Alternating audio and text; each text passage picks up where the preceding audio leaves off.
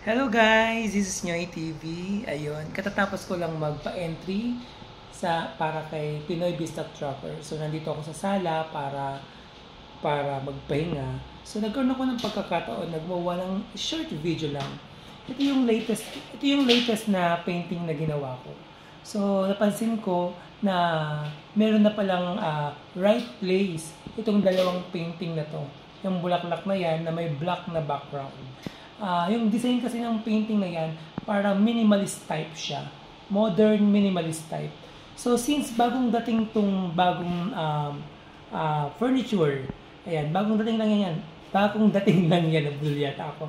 Yung furniture na yan, tamang-tama yun, yung base ng aking painting, brown, woody type.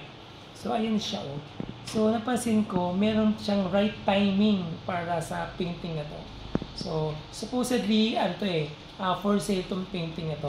Pwede pa rin naman siyang i-for sale. So, since di pa naman siya for sale, nandiyan na muna siya naka-start. Wala pang bumibili sa kanya, dyan muna siya naka-standby.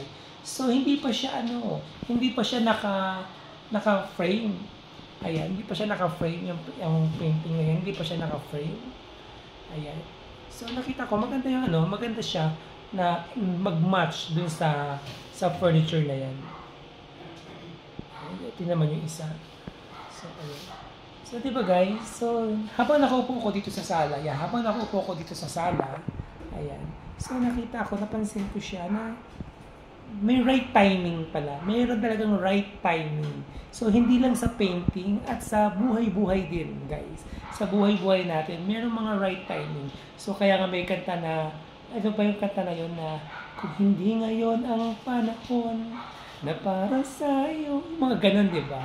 So, may right timing sa lahat ng bagay. So, at dahil dyan, yung painting ko, may right timing para magkaroon siya ng space dito sa loob ng bahay. So, may right timing din siguro kung kanino mapupunta, sino makakabili ng painting na yan. So, right timing talaga.